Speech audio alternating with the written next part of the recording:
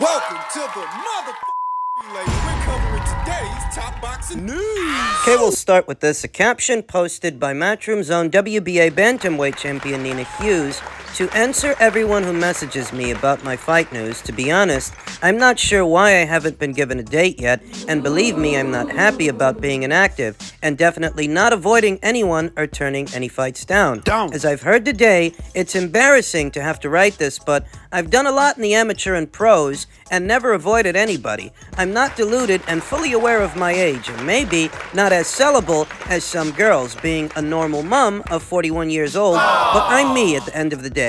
I am still a legitimate world champion who appreciates the people and opportunities I have been given in my career. Hopefully 2024 is a good year, and you see me out again in unifications or defending against my mandatory. Until then, I will be working hard in the gym, waiting on dates. It's the funniest thing.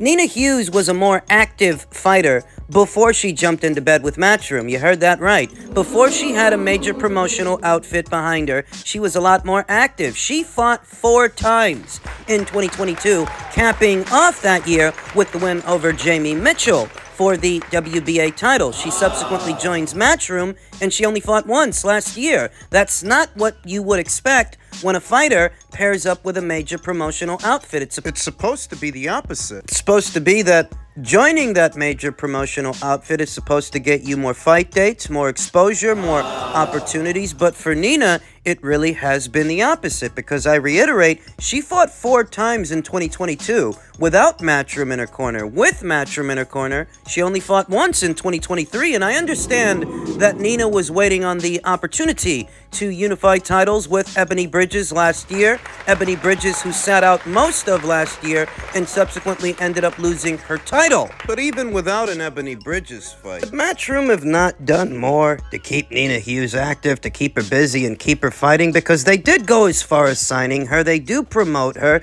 and even if she is a bit up there in age, if you get her out there and give her a chance to show her shit, people will see that she is an entertaining fighter to watch. A fan-friendly fighter with a fan-friendly style, devoid of unification matches. What about title defenses? The 118-pound division is far too deep for one of its champions to have been so sparsely active in the previous year. In a very general sense, Matchroom needs to do more to get Nina out there, because none of us are getting any younger. she says she doesn't have a fight date. No fight date, no unification match. It doesn't look like they're working on a Miyo Yoshida versus Nina Hughes fight. And if Miyo isn't fighting Nina, it could be because she's fighting Ebony again. Maybe they're going to do a rematch. Maybe they're going to run it back. What about Dina? Dina Thorsland. 2-division, current reigning, unified champion Dina Thorsland of Denmark. She's busy. She's got a mandatory challenger to satisfy in Turkey's own unbeaten up-and-comer, Serene Satine.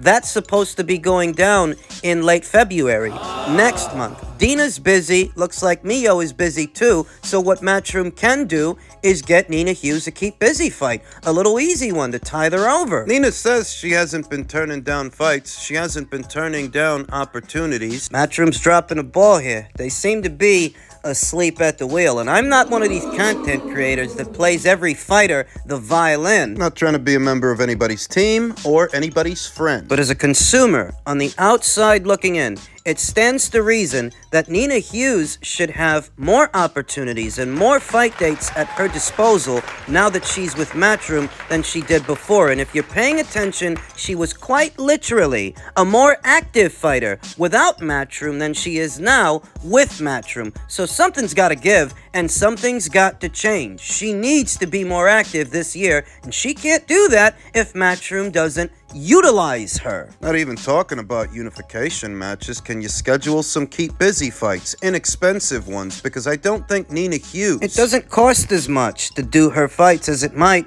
for some other fighters. I see no reason Nina Hughes shouldn't fight 2 times, 3 times this calendar year. They have a lot of lost time to make up for, and I hope they make up for it. She signed to them. I celebrated that news thinking it would lead to big nights and big fights for Nina Hughes, and that hasn't happened yet. Something needs to change, and change fast. Get her a fucking fight date already. What are you waiting on? Men's welterweight news, Eddie Hearn has revealed that he's made official offers to Jaron Boots Ennis to try and sign him to defend his IBF welterweight world title with Matchroom and DAZN. We've made him offers. I don't know if anything will happen, but we'd love it to. I still think Jaron Boots Ennis would be better off going to Matchroom than going to Amazon Prime, pairing up with the PBC, because I think Matchroom is more capable of keeping him busy than the PBC are at this time, and I understand that that may sound like a contradiction due to my previous segment about Nina Hughes and how she's been less active since joining Matchroom. Yeah, how does that work?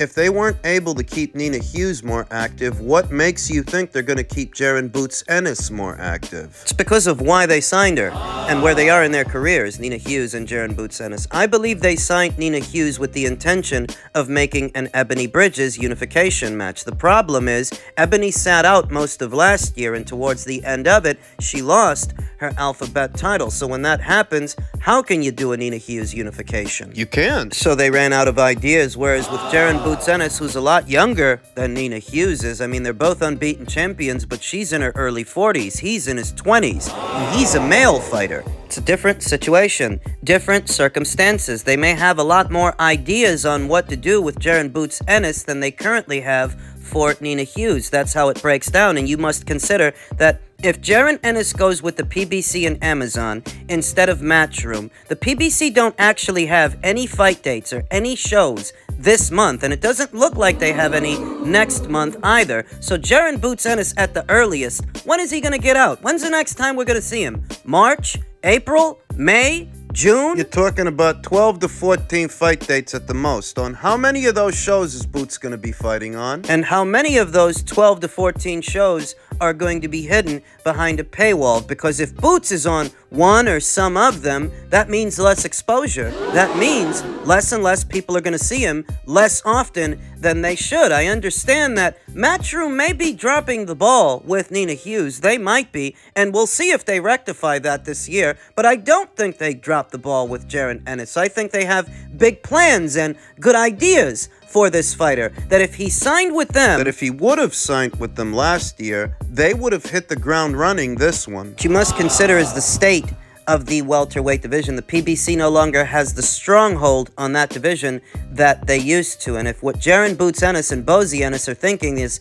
that the PBC's got more of the names they want, what's the real value of those names? What do you think? That if you fight Mario Barrios, all of a sudden, you're going to become a star? You fight that guy whenever you fight that guy. When's the next time they're going to get you out? He's a champion now. IBF welterweight champion. Even if Nina Hughes is not the best example of Matchroom's abilities as a promotional outfit, look at how busy they keep Sky Nicholson. Look at how busy they keep Mark Castro and Diego Pacheco, some of their other younger fighters. Let's not pretend that Matchroom isn't able to keep their fighters busy. For the most part, they do. Even if I think they need to do a better job with Nina, they're doing a great job with some other fighters, and I happen to think they would do a great job with Boots. They would do a great job with Jaron Boots Ennis, at least a better job than the PBC and Amazon. There's a lot of uncertainty over there. But not a lot of fight dates. The rumor was tired. Terrence is all tied up with Errol. Danny moved up. And Keith Thurman's coming up on 2 years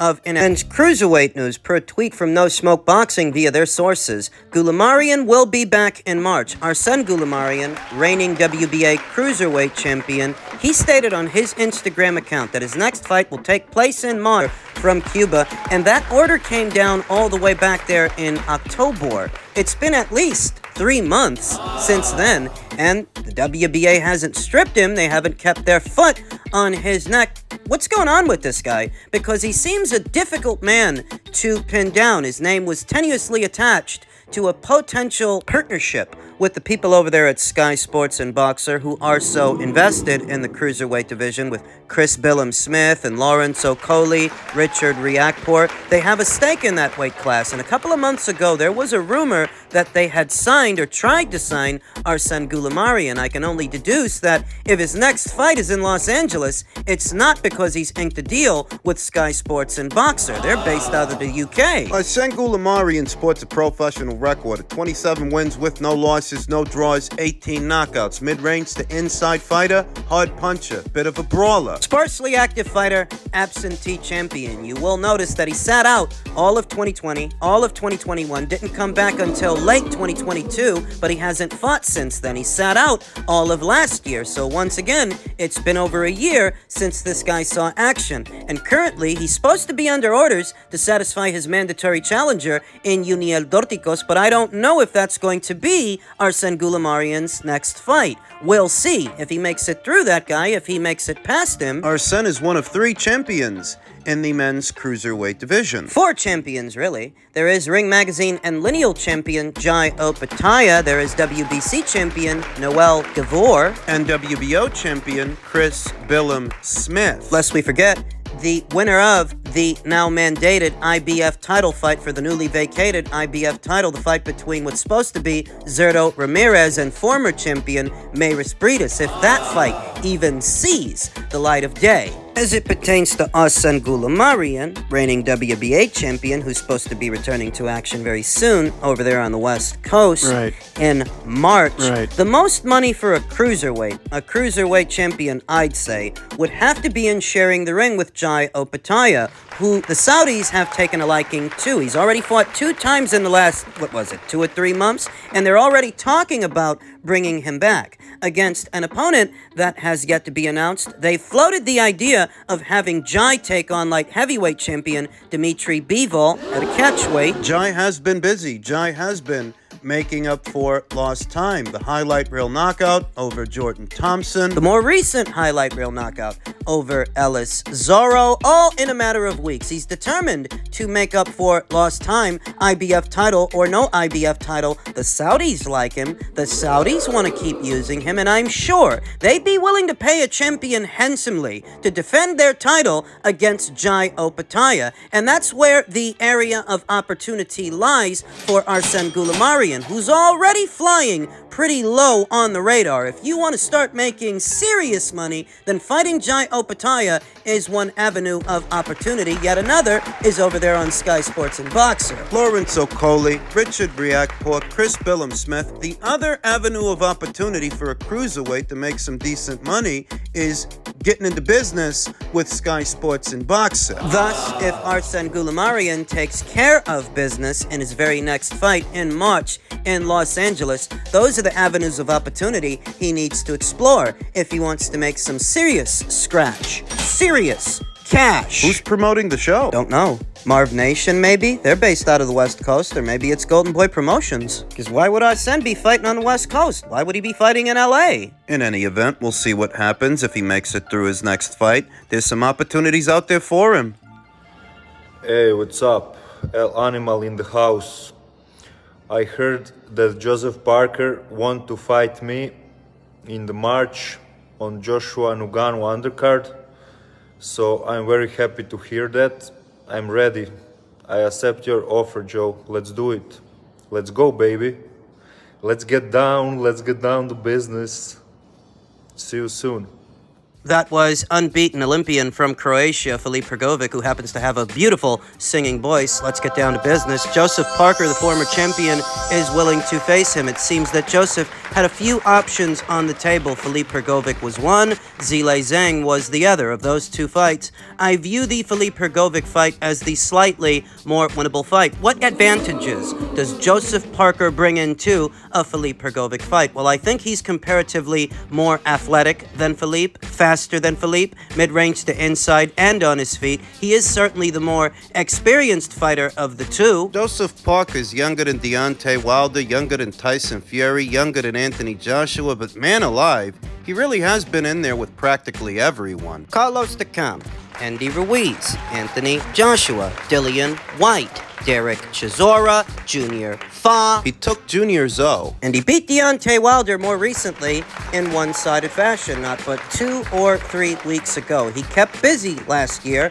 very busy, fought 4 times, and he means to keep the momentum going opposite the ring Filip Hrgovic. What advantages does Filip bring to the table? Well, he is noticeably taller than Joseph and longer, perhaps even stronger, but he doesn't impress me. Doesn't impress me. Nothing really stands out about Filip Hrgovic outside of his unibrow and his penchant for rabbit punches. Joseph Parker's strategy for Filip Hrgovic might not be that dissimilar from the strategy he just employed for Deontay Wilder, coming in at a slight crouch, chin tucked, bending at the waist and bending at the knees, leaning off to the left in order to bring over the big right hand, the looping right, as Filip Hrgovic is a very upright fighter. Doesn't really move his torso much, angle it away from punches, or move his head. Catches shots on the arms and gloves behind the guard, and when he doesn't do that, he moves away from punches by moving his feet, that very European style of boxing where the guy's torso don't move all that much and they manage the distance by moving around. Moving his feet. Doesn't really move his head. He's no slicks to this guy. He's a very slow, cumbersome heavyweight who has failed to impress me fight by fight. In the Zhang fight, the more recent Dempsey-McKean fight, and I can hardly give him credit for taking on a past-hit Mark Tamori, who should have retired from boxing a long time ago. No, Filip Hrgovic, he's nothing to write home about. He's a solid heavyweight, a solid contender, but as stated, nothing about him really stands out. Not speed, not power, not variety. He's serviceable. And Joseph Parker means to serve him in his very next fight, though. If Joseph and Filip are fighting each other, where does that leave Chang? Zhilei Chang, who was also in the running for a Joseph Parker fight. In his own words, Joseph would have been his ideal opponent for his next fight, and his more realistic opponent. If Joseph is fighting Filip, who's Zhang gonna fight? Well, I floated the idea that Chang might fight Deontay Wilder. Wilder doesn't have his right hand anymore. If the Joseph Parker fight told us anything, it told us that. And without that right hand, you know, if Chang hits this guy the way that he hit Joe Joyce, he'll turn Deontay Wilder into ground chuck. What's left of Deontay Wilder, because I don't think he has that much left to give the sport of boxing. I don't think that fight sees the light of day. I don't think that fight happens. But Zhang's got to fight somebody because Joseph looks to be fighting Filip Hrgovic. It's a winnable fight for Joseph. I don't want to say that it's easy, but there is an avenue of opportunity for the victory. Filip is a taller and longer fighter. Joseph Parker wants to force this guy to have to punch down to hit him. In doing so, he'll leave himself open for the big right hand, the looping right hand. Joseph's not known as an artillery fighter or all that hard a puncher, but this is a significant step up for Filip Hrgovic. And that's what Joseph can use to give this guy more than he bargained for and a lot more than he's used to.